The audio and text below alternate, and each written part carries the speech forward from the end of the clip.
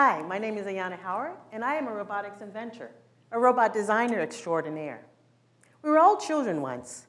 We laughed, we played, we cried, and we grew up.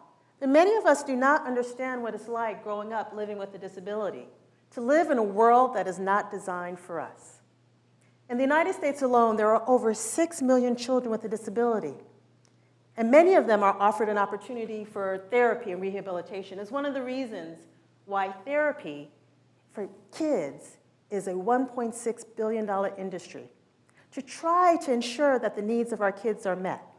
But it is not enough. It's one of the reasons why advanced healthcare technology, personalized to the individual needs, has become a national priority, to ensure the needs of all of our children are met.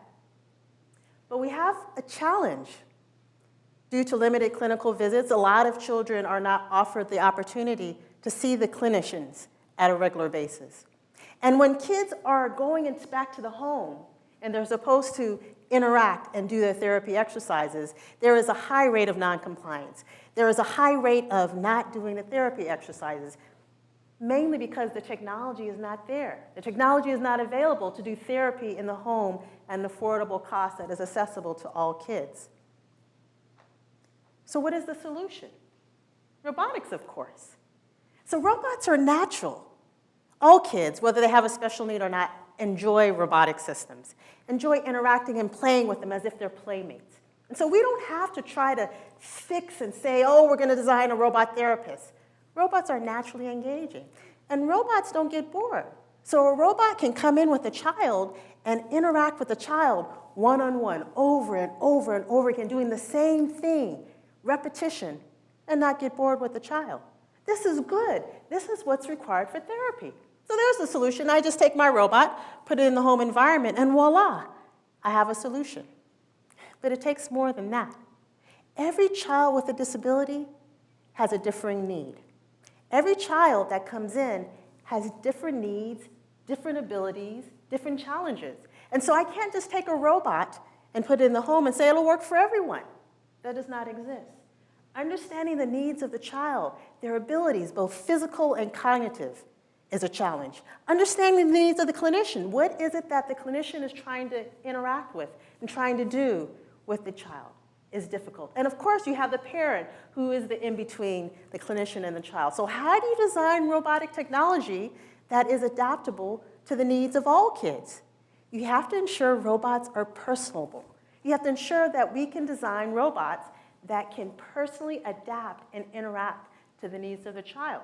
This is the challenge. This is the difficulty when inventing robots that can work and operate and address all of the needs of a diverse set of individuals and of children.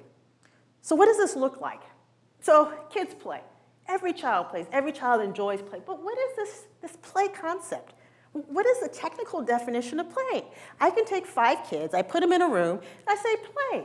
And they understand it. They understand what that definition is. So how do we take that and code it so that a robot understands play? And if a robot can understand play and what that means, then putting in the concepts of therapy becomes more natural. And so play is a definition. What is play? There's actually a whole set of developmental milestones that a kid will do in terms of play. So at age 2, there are certain things that a child will do.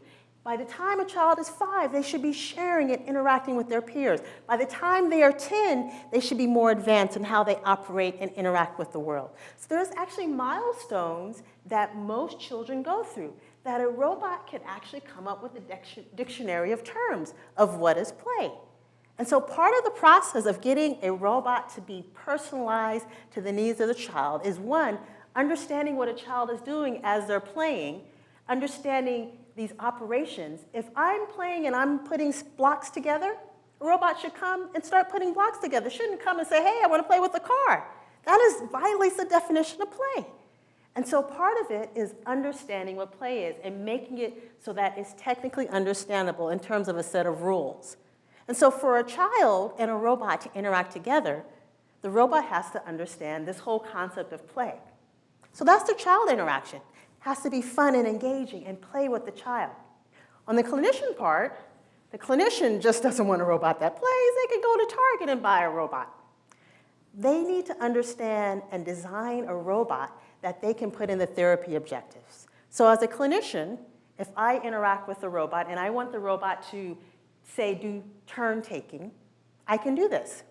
So my first instance is I had a child who was on the spectrum, autism spectrum disorder, who wouldn't share. Couldn't care less about sharing with his friends. It was always about me. So how do you take a child like that and have a robot come in and play when this child does not play with others? So we had to figure out, how do you quantify sharing?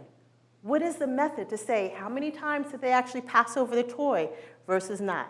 These are the metrics that the clinician needs to understand. And so the robot not only has to understand the child language, but also has to understand the clinician language. And this is not easy. For example, I have 2 kids that I interact with. Both of them have cerebral palsy. That's just a label. It means nothing. And so a child comes in, and the robot can say, oh, this is a child with CP, but what does that mean? One child will move with very high spasticity, not a lot of control. The robot has to be able to understand that and say, okay, this is how I'm going to interact with this child, versus another one who has a lot more control, but still might need some therapy. A robot has to be able to understand these clinical metrics, not only to provide information to the clinician, but also to interact with the child. And of course, that's all put together in order to play. And so I have all types of robots. I have robots that actually play with the child in terms of music. I have robots that play soccer, back and forth, kicking once and for all. I have robots that do a mimicking game. Follow me, like Simon says. And all of these play activities are designed to engage the child. And one of the things I found out is that kids, to really engage them, there's some key strategies. One is that most kids do not like robots that are really, really smart, because after all, every kid wants to win. And so if I design a robot that is too smart and too optimal, i.e., I know how to play this game and I know how to win every time, the child actually starts getting bored because they are not challenged to exceed and teach the robot. And so we had one child who used to play soccer with the robot and got bored because every time he kicked it back, the robot kicked it back, and he was bored. And then we had a change, and so we made the robot make mistakes. So the robot would kick to the child would kick back, and then the robot would make a mistake and kick it to the other direction. Oh, oops. Child was engaged. Child would actually walk over and kick it back. And then interaction. This is a robot. It's optimal. It's kinematics. We can actually program it to do it every single time, but that did not engage the child. A child wants a playmate, not an optimal controller. So that's the one thing we learned. The other thing we learned is that robots have to be emotional. They have to understand emotions and whether the child is frustrated or angry or sad or happy. And so I was trained as a classical engineer, electrical engineer, in fact. You know, understanding neuroscience and psychology was not part of my curriculum. So I actually had to understand, what is the role of emotions in this whole robotics interaction? What does that mean? Why do I need emotions to establish empathy with the child? Why do I need emotions, understanding the child's emotions, as well as emoting my own emotions? Why does a robot have to understand that in order to engage the child? Well, a child wants to see the robot as a playmate, as an equal, as a friend.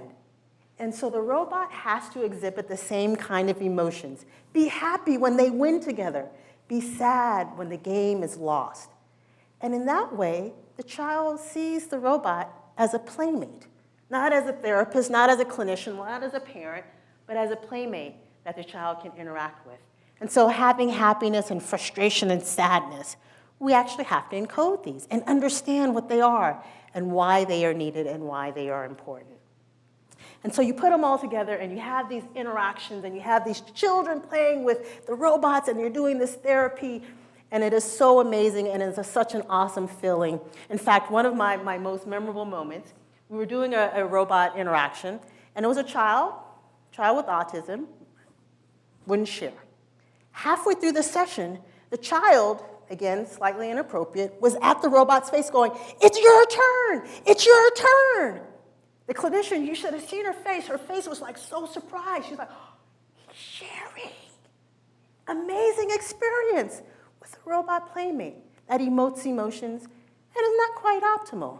And that's what makes it exciting. You never know what's going to happen. You go into a session, you put in your robot, and it's because it's learning and is adapting to the needs of the child. Even as an inventor, sometimes you're surprised. What is my robot going to do today? And that's just such a fascinating experience when your invention has that kind of effect. When you yourself see it expanding, even though you may say, oh, it's a surprise today. Exciting feeling every day. So one of the things is, with my kids, we do this therapy, but I also believe in educating not only the body, but the mind.